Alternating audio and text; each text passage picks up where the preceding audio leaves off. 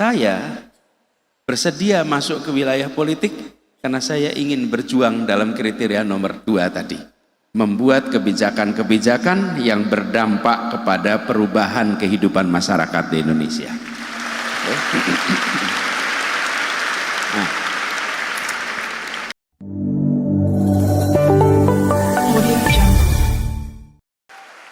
Alhamdulillahirabbil alamin wassalatu wassalamu ala Rasulillah amma ba'du. Bismillahirrahmanirrahim. Assalamualaikum warahmatullahi wabarakatuh.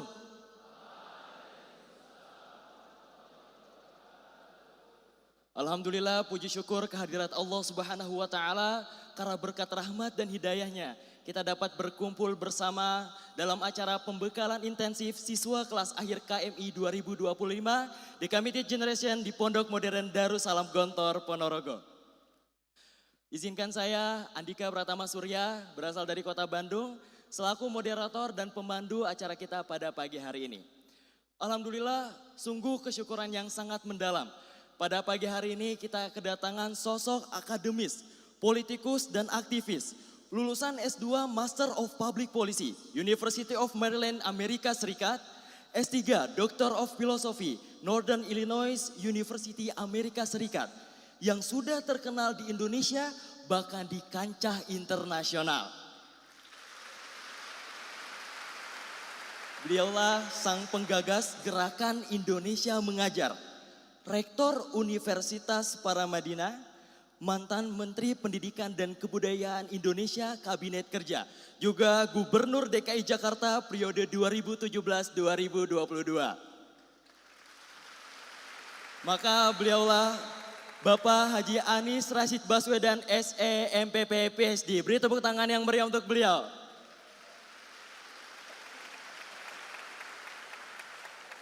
Kami ucapkan ahlan wa sahlan bikum ila hadal mahad. Ustadz, salam hangat dari kami siswa kelas akhir KMI 2025 di Committed Generation, juga segenap keluarga besar Pondok Modern Darussalam Gontor.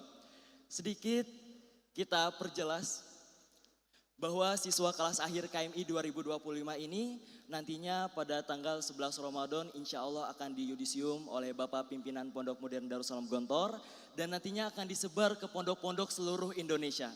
Maka pondok ini tidak serta-merta ridho jikalau para siswa kelas akhir KMI 2025 ini dikeluarkan dan menjadi alumni dari Pondok Modern Darussalam Gontor tanpa ada bekal sedikit pun. Melihat dari dinamika politik Indonesia selama 79 sampai 80 tahun, lalu bagaimana? Apakah janji kemerdekaan 1945 itu masih ada sampai sekarang? Bagaimana kita sebagai generasi muda, siswa kelas akhir KMI 2025 yang nantinya akan menjadi alumni insya Allah, amin. Untuk menghadapi politik Indonesia. Seperti perkataan pimpinan pondok bahwa politik tertinggi kita adalah pendidikan. Bukan politik praktis yang hanya mengadilkan bagi segenap kelompok, bahkan harus mengadilkan bagi seluruh rakyat Indonesia. Untuk itu kami mengangkat tema generasi muda pintar berpolitik.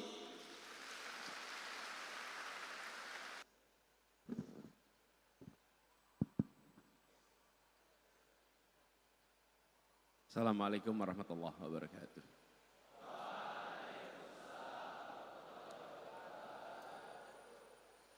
Alhamdulillah wa syukurillah wa la hawla wa la quwata illa billah.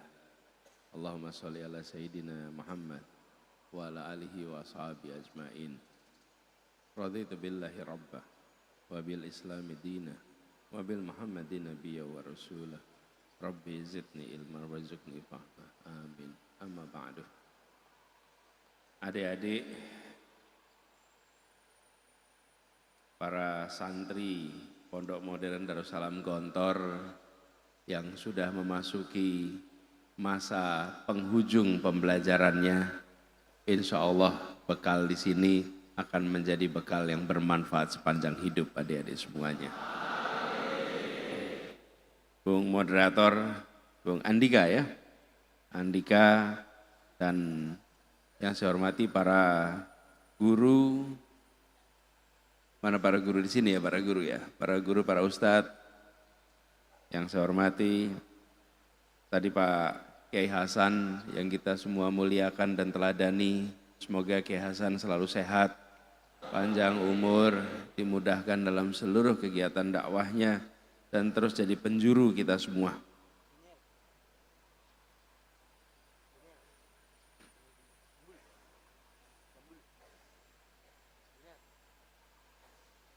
Nama kegiatan ini atau nama santri ini kelas akhir KMI.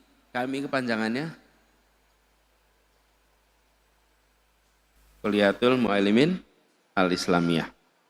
Nah, saya dapat tugas. Saya berdiri boleh ya? Boleh ya? Adik-adik semua, saya dapat tugas bicaranya soal generasi muda pintar berpolitik. Di antara adik-adik semua di sini,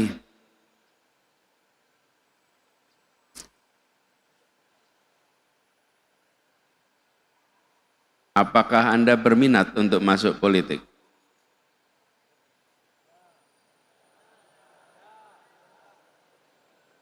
Politik itu apa sih?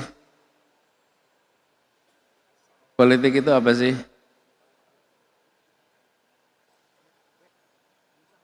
Saya mau adik-adik acungkan tangan yang memberikan jawaban. Ayo, boleh, silakan. Siapkan mikrofonnya. Cek. Mohon izin menjawab Bapak Anies. Menurut saya politik itu adalah cara untuk mengatur dan menguasai suatu negara. Namanya siapa? Dafa. Siapa? Dafa Diaul Haq. Dafa. Politik adalah cara untuk mengatur dan menguasai suatu negara. Bagus. Boleh beri tepuk tangan buat Dafa. Makasih. Oke, ada lagi. Ada lagi yang mau ngasih jawaban. Apa itu politik? Yuk. Ayo, Rene Mas. Yuk. Yuk.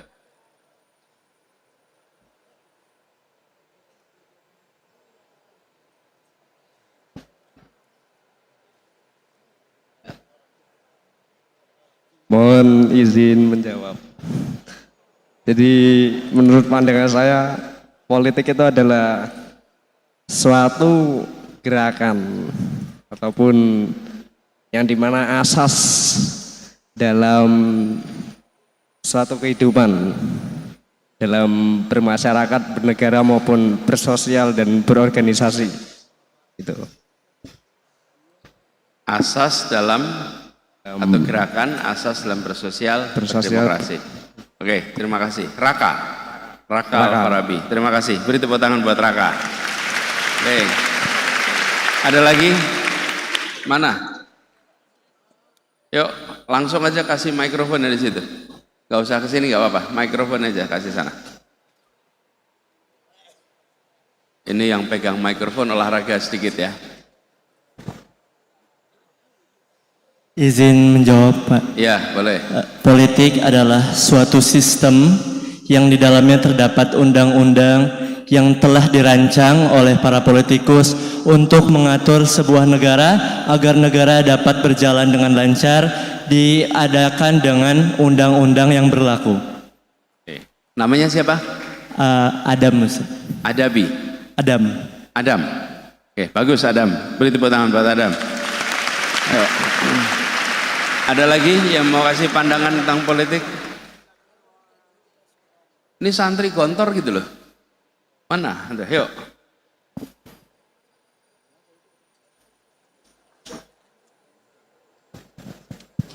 Bismillahirrahmanirrahim. Izin untuk menjawab. Politik itu dalam bahasa Arab yaitu asiasiyah atau siasat atau strategi. Jadi politik ini bukan hanya mencakup untuk negeri aja, tetapi politik itu mencakup segala hal dalam aspek kehidupan. Bisa dalam berpolitik, dalam berolahraga, berpolitik dalam berpendidikan. Karena politik itu strategi dasarnya. Jadi tidak hanya mencakup politik dalam bernegara saja, tapi politik ini mencakup dalam segala aspek kehidupan. Namanya siapa? Muhammad Jundullah. Muhammad Jundullah. Bagus sekali. Beri tepuk tangan buat Jundullah. Jadi adik-adik semua, nih, politik itu definisinya banyak sekali. Banyak sekali. Saking banyaknya, bahkan kalau disebutkan demokrasi itu lebih dari 600 definisi. Lebih dari 600 definisi. Sehingga kalau ada orang menyebut demokrasi politik, bisa jadi yang dikatakan oleh orang A dengan yang dipikirkan oleh B itu beda. Jadi sekarang kita samakan dulu ya. Kita samakan dulu untuk kebutuhan kita sekarang. Politik itu bisa diartikan sebagai beberapa hal. Nomor satu, diartikan sebagai cara mengelola aspirasi perbedaan dengan metode damai. Jadi ada perbedaan kepentingan, perbedaan kekuasaan, dikelola secara damai. Sebelum ada itu, kalau punya perbedaan diselesaikan dengan cara adu otot, perang. Yang menang perang berkuasa, yang kalah perang dikuasai. Betul tidak? Nah, dengan ada politik dan ada demokrasi, maka perbedaan itu dikelola. Satu sistem untuk mengelola dengan pendekatan damai. Satu. Yang kedua, politik itu adalah tentang membuat kebijakan, membuat policy, menghadirkan cara mengelola sumber daya agar bisa dirasakan manfaatnya oleh masyarakat. Itu kedua. Yang ketiga, politik adalah siasat. Politik itu taktik. Politik itu cara dalam berkompetisi dalam sebuah wilayah kekuasaan. Yang ketiga. Dan masih bisa banyak lagi. Tapi untuk kebutuhan kita sekarang cukup 3 itu aja. Ya. Nah, dari semua, saya melihat politik terutama di aspek yang kedua. Apa kedua itu? Ya, politik sebagai cara menyusun kebijakan. Saudara sekalian, adik-adik semua, bila kita memiliki negara sebesar Indonesia,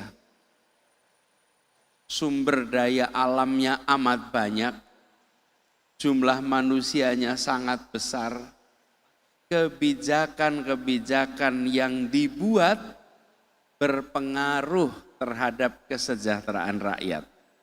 Dan itu dikerjakan lewat proses apa? Politik.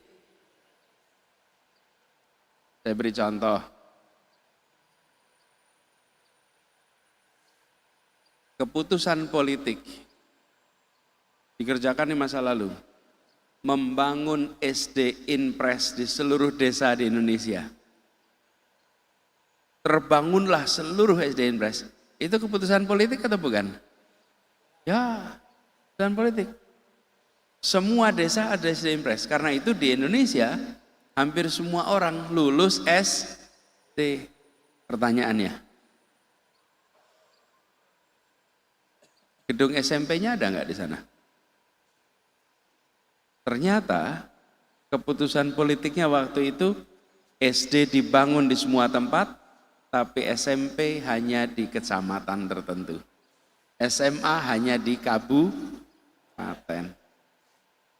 Itu keputusan politik. Keputusan politik kan mengatakan bahwa semua pendidikan SD, tapi SMP-nya lebih sedikit, SMA-nya lebih sedikit. Apalagi yang kuliah lebih sedikit. Di Indonesia keputusan politiknya itu. Di Korea, keputusan politiknya beda. Di Korea keputusannya jumlah SD sama dengan jumlah SMP, sama dengan jumlah SMA. Akibatnya semua anak masuk SD, bisa SMP, bisa SMA, bisa lulus. Itu keputusan politik. Jadi, kalau kita ditanya, apakah kehidupan politik itu berdampak kepada kita? Besar sekali dampaknya. Coba bayangkan, bila kita mengambil keputusan dulu, jumlah bangku SD sama dengan bangku SMP, sama dengan bangku SMA, maka seluruh Indonesia pasti minimal pendidikannya SMA. Tapi karena kita tidak memutuskan itu, keputusan politiknya tidak seperti itu, apa yang terjadi? Banyak anak tidak pernah lulus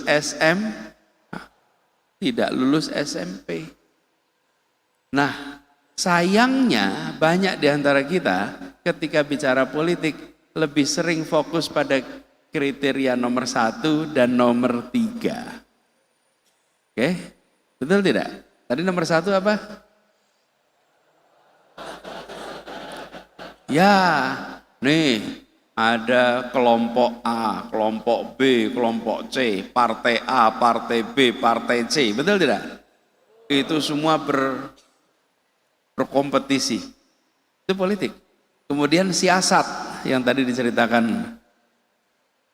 Itu yang ketiga. Yang kedua, inilah pentingnya. Saya bersedia masuk ke wilayah politik karena saya ingin berjuang dalam kriteria nomor 2 tadi.